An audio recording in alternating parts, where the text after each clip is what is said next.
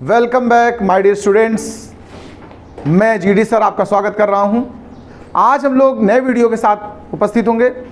ये जो नया टॉपिक है हमारा ओम्स लॉ का स्टेटमेंट और प्रूविंग, यानी कि ओम के नियम का हम लोग कथन भी लिखेंगे और सत्यापन भी करेंगे, प्रूफ करेंगे। हम लोग इंग्लिश में अगर कहें तो स्टेट एंड प्रूफ कहते हैं, हिंदी में कहते हैं कथन लिखते हुए सिद्ध कीजिए। आइए ओम का पूरा नाम समझ लेते हैं पहले। जॉर्ज साइमन ओम, ये नाम है इनका, ठीक है। तो एक बार सभी लोग जोर से ओम का उच्चारण करें। ओम। स्टार्ट करते हैं। चलिए नाम डाल लीजिए, हेडिंग डाल लीजिए, इनको मतलब लिखना है और अगर नोट्स बनाना है तो हेडिंग डाल लें, ओम का नियम। ओम का नियम। इसको इंग्लिश में अगर लिखना चाहें हम तो लिख सकते हैं ओम्स लॉ। ये आपका आर्टिकल नेम है। इसमें सबसे पहला जो स्टेप है वो स्टेटमेंट है। क्या है? कथन। हम सबसे पहले कथन सीखने जा रहे हैं, स्टेटमेंट। चलिए स्टेटमेंट लिखेंगे और समझेंगे। ओम के नियम का अगर आपसे कथन कोई पूछ दे, स्टेटमेंट पूछ दे, देखिए जब कोई पूछेगा ओम का नियम क्या है तो हम कथन ही बताते हैं उसको। ओम का नियम क्या कहता है सुन लीजिए। अगर किसी चालक, धातु, तार, कुछ भी कहते हैं, यदि किसी चालक की भौतिक अवस्थाओं में परिवर्तन ना किया जाए। भौतिक अवस्थाएं क्या होती हैं जरा समझना। लंबाई भौतिक अवस्था में आता है, मोटाई भौतिक अवस्था में आता है, ताप, दाब, आयतन, क्षेत्रफल, ये सब क्या है? भौतिक अवस्थाएं। तो यदि किसी चालक की भौतिक अवस्थाएं ना बदली जाएं, यदि किसी तार की भौतिक अवस्थाएं ना बदली जाएं, तो तार में जो विभवांतर पैदा हुआ है दोनों सिरों के बीच का, विभवांतर को हम लोग कैसे प्रदर्शित करते हो बताओ? V से दर्शाते हो कि नहीं दर्शाते हो बताओ? और बहने वाली धारा को I से। तो V और I यानी उत्पन्न विभवांतर तथा बहने वाली धारा का यदि अनुपात किया जाए कभी भी तो हमेशा ये अनुपात नियत रहता है। कैसा रहता है? नियतांक। अब नियतांक को हम कोई ना कोई नाम देना चाहते हैं तो हमने क्या मान लिया उसका नाम? R। तो हमारा जो सूत्र तैयार हुआ वो तैयार हुआ V/I is equal to R। बोलो भाई जी, यही ओम के नियम का कथन है, जहां R को हम लोग प्रतिरोध कहते हैं। क्या कहते हैं भाई साहब? जहां R को हम लोग वैद्युत प्रतिरोध कहते हैं। क्या कहते हैं? हाँ, ये बात तुम्हें याद करनी है। कथन में इतनी बात तो हो गई, कथन में ही एक चीज और शामिल कर लेनी है। मैं इधर स्टेटमेंट लिखूंगा, इस जगह जो खाली पड़ी है। कथन में एक चीज और शामिल करनी है कि यदि हम V और I के मध्य एक ग्राफ बनाएं। ग्राफ तो पढ़ा है थोड़ा बहुत आप लोगों ने। एक्स अक्ष पे हमने धारा ले ली और वाई अक्ष पे हमने विभव ले लिया। तो V और I के बीच अगर एक ग्राफ बनाए तो हमेशा एक सीधी रेखा प्राप्त होती है, हमेशा ये सीधी रेखा देता है। अगर कोई चालक सीधी रेखा दे रहा है तो वो ओम के नियम का पालन कर रहा है, तो ऐसे चालक को ओमीय चालक कहते हैं। क्या कहते हैं? अगर कभी सीधी रेखा ना दे, जिगजैग दे दे, कर्व दे दे, वक्राकार दे दे, तो हम उसे कहेंगे ये ओम के नियम का पालन नहीं कर रहा है। और जो ओम के नियम का पालन ना करे उसको कहते हैं अनओमीय। क्या कहते हैं? अनओमीय, नॉन ओमीय, जो भी कह दो, यानी ओम के नियम का उल्लंघन करने वाला। तो देखो ग्राफ से हम पहचान सकते हैं कि कौन सा चालक ओमीय चालक है और कौन सा अनओमीय चालक है। सीधी रेखा ओमीय चालक, टेढ़ी मेढ़ी रेखा या वक्र अनओमीय चालक। ठीक है, तो चलिए कथन लिखते हैं। लिखिए, जो लोग लिखना चाहें मैं उनके लिए बता रहा हूं। यदि किसी चालक, नोट्स बनाना है तो बनाते रहिए साथ में। यदि किसी चालक की भौतिक अवस्थाएं, यदि किसी चालक की भौतिक अवस्थाएं। अब सुनो, ये अवस्थाएं क्या होता है यहां ब्रैकेट में बताना चाहिए आपको। यदि किसी चालक की भौतिक अवस्थाएं जैसे कि ताप, दाब, आयतन, क्षेत्रफल, मैंने बहुत लिख दिया, जरूरी नहीं उतने लिखना तुम। लंबाई, त्रिज्या आदि। इतने लिख दिया, उपका चाहिए तुम्हें भाई जी, आदि। तो यदि किसी चालक की भौतिक अवस्थाएं, ये सब नाम ना बदली जाएं, ना बदली जाएं, तो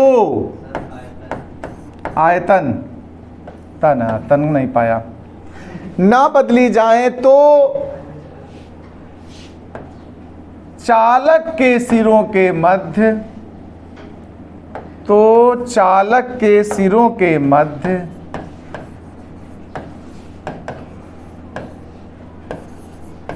सिरों के मध्य लगाया गया विभवांतर, लगाया गया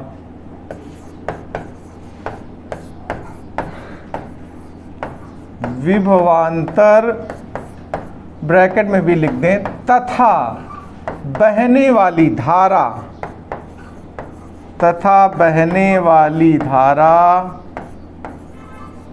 का अनुपात नियत रहता है, का अनुपात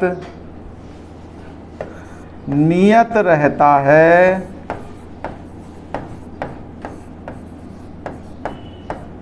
जिसे वैद्युत प्रतिरोध कहते हैं।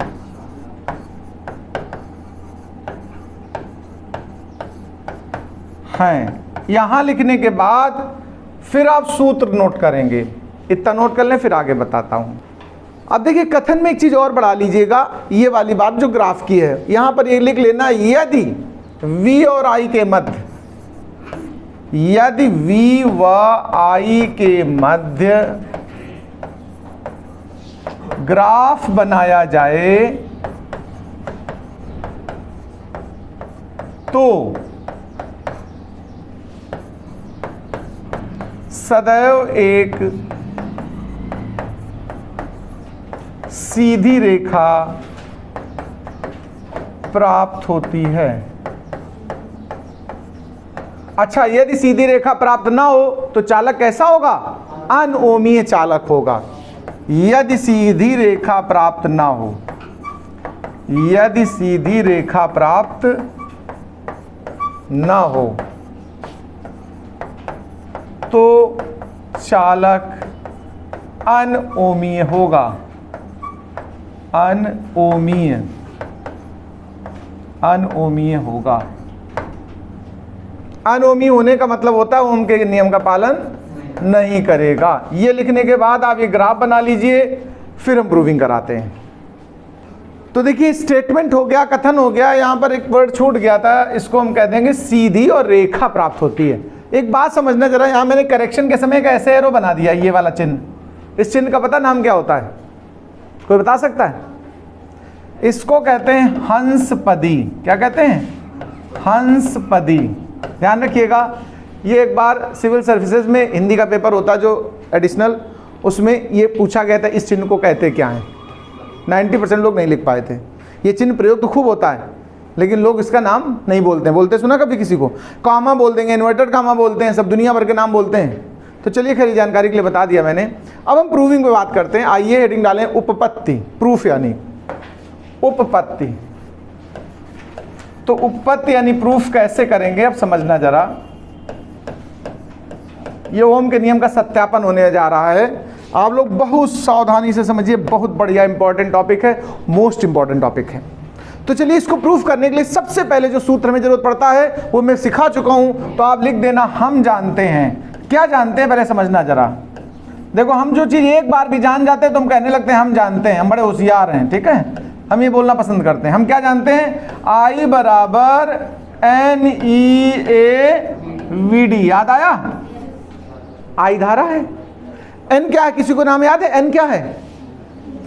एकांक आयतन में इलेक्ट्रॉनों की संख्या। ध्यान रखना N क्या है। आप चाहें तो इतना लिखने के बाद जहां करके आप लिख दिया करिए सब चीजें, तो और अच्छा लगेगा। I क्या है? धारा। I क्या है? N क्या है? एकांक आयतन में इलेक्ट्रॉनों की संख्या, ओके, इलेक्ट्रॉनों की संख्या। अच्छा, ई क्या होता है? इलेक्ट्रॉन पर आवेश, इलेक्ट्रॉन पर आवेश। इसका मान तो तुम्हें पता ही होगा।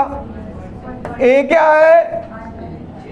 अनुप्रस्थ काट का क्षेत्रफल। क्या कहते हैं इसको? अनुप्रस्थ काट का क्षेत्रफल।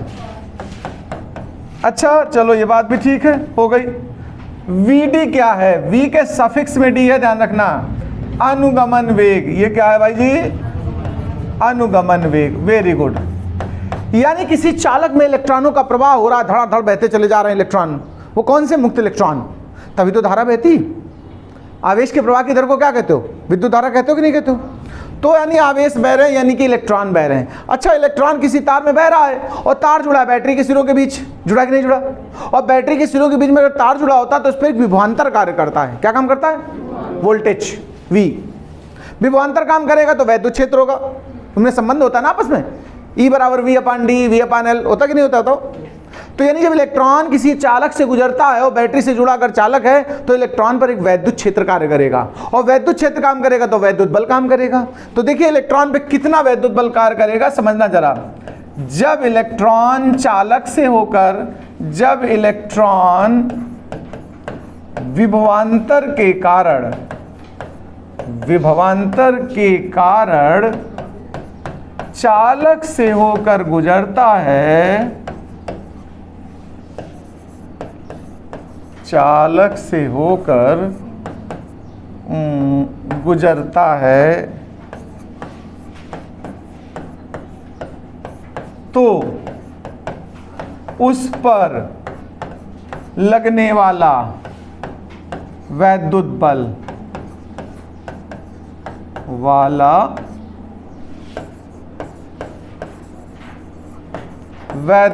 जरा समझना। ये वैद्युत बल F बराबर Q इंटू ई होता कि नहीं होता? याद है सूत्र किसी को? E बराबर F बटे Q होता है, Q नॉट, तो F बराबर Q इंटू ई। लेकिन हम चूंकि इलेक्ट्रॉन की बात कर रहे हैं तो Q को क्या लिख देंगे? Q बराबर E फॉर इलेक्ट्रॉन, इलेक्ट्रॉन के लिए। ओके भाई साहब, तो F बराबर QE मतलब EE, और F बराबर MA सुना कभी जिंदगी में तुम लोगों ने? ये किसका सूत्र है पता है? बाबा न्यूटन का। बाबा न्यूटन ने कहा था F बराबर MA होता है। तो MA बराबर EE। अच्छा, विभव प्रवणता और वैद्युत विभव में भी संबंध सिखाया मैंने। अगर चालक की लंबाई को L मान ले तो E बराबर V/L होगा कि नहीं होगा? बताओ। E को उठा के पटक दे रहे हैं यहां पर, E को उठा के पटक दिया, क्या पटक दिया? V/L। तो यहां से अगर आप देखें तो त्वरण प्राप्त हो जाएगा, A बराबर EV/ml। ये त्वरण प्राप्त हो गया। क्या मिल गया? ये त्वरण। किस पर है ये त्वरण? इलेक्ट्रॉन पर। किस पर त्वरण? यानी देखो, मैंने अनुगमन वेग की परिभाषा पढ़ाई थी कि जब चालक को सिरों के बीच जोड़ दिया जाता बैटरी के तो वो विभवांतर इलेक्ट्रॉन को त्वरित गति प्रदान करना चाहता है, लेकिन एक औसत अनुगमन वेग ही दे पाता है, बताया था। तो यही त्वरण दिया उसने, कोशिश तो की, लेकिन मिला क्या? औसत अनुगमन वेग। मिला क्या? औसत अनुगमन वेग। अनुगमन वेग। चलो अच्छा, इसी की बात कर लेते हैं। औसत अनुगमन वेग है जब इलेक्ट्रॉन को विभवांतर मिला, इलेक्ट्रॉन चला और आगे पड़ गया रास्ते में उसके कोई परमाणु, तो धड़ाम से टक्कर हो गई। टकराने के बाद दिशा बदल जाती कि नहीं? याद है पीछे पढ़ाया था, मुक्त पथ।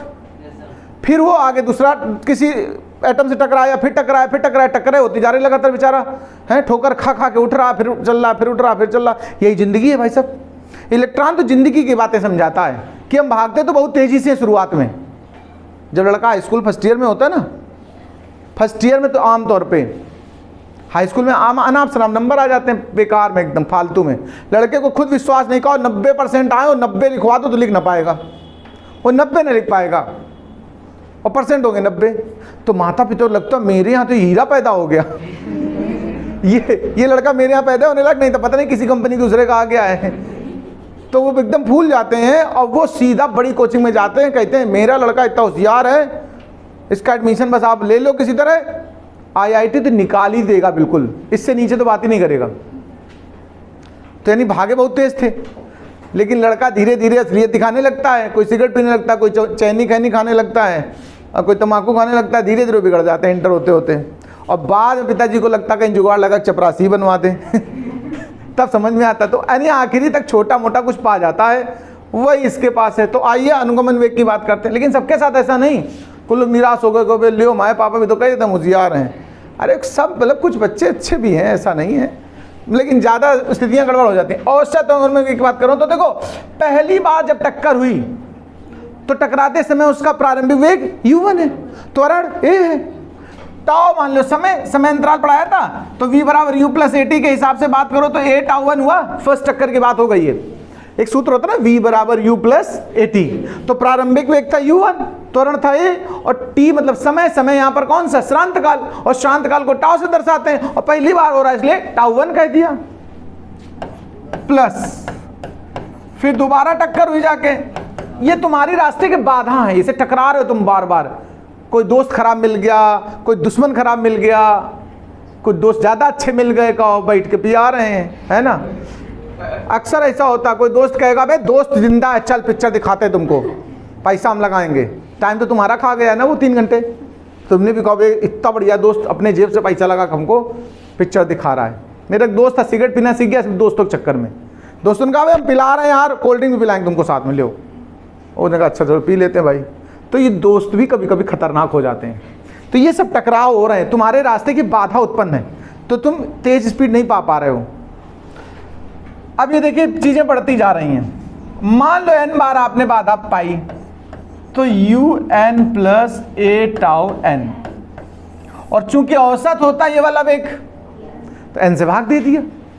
इसको थोड़ा एडजस्टमेंट कर लेते हैं जरा, u1 plus u2 plus un। अब यहां पर एक कॉमन ले लो, tau 1 plus tau 2 dot dot tau n अपान n। कोई दिक्कत यहां तक बताइए मुझे। याद करो ये कुछ है आपकी जान पहचान में, कुंडली में कहीं बैठा है आपके, देख लो इसको। क्या है ये? ऊष्मी वेग। औसत ऊष्मी वेग कितना रहता है? पीछे पढ़ाया था, 0। कितना रहता है? औसत ऊष्मी वेग 0 है, और ये औसत श्रांति काल है पूरा। तो हमारे पास अनुगमन वेग का जो सूत्र बन के तैयार हुआ वो a टाउ तैयार हुआ कि नहीं तैयार हुआ बताओ। और a का मान हमने पीछे निकाल रखा, अभी देखो पीछे ये a बराबर क्या है? EV अपान ml। तो चलिए टाउ का मान रखने जा रहे हैं, यहां पर लिख देंगे a बराबर EV अपान ml। ठीक है, a का मान यहां रख दो, तो VD is equal to EV और टाउ अपान ml आया कि नहीं आया बताओ। ये अनुगमन वेग के लिए एक फार्मूला तैयार हो गया। ये अनुगमन वेग उठाइए, और आपके पास कहीं समीकरण 1 पड़ा हुआ है, ऊपर कहीं देख लो, गंगा की धारा में कहीं पड़ा हुआ बह रहा है, देखो I is equal to NEAVD है। तो चलो उठाओ और VD को वहां धर दो चल के। तो चलिए मैं रखने जा रहा हूं। तो सूत्र था हमारा टाउ बराबर, तो हम यहां लिख देंगे समीकरण 1 और 2 से।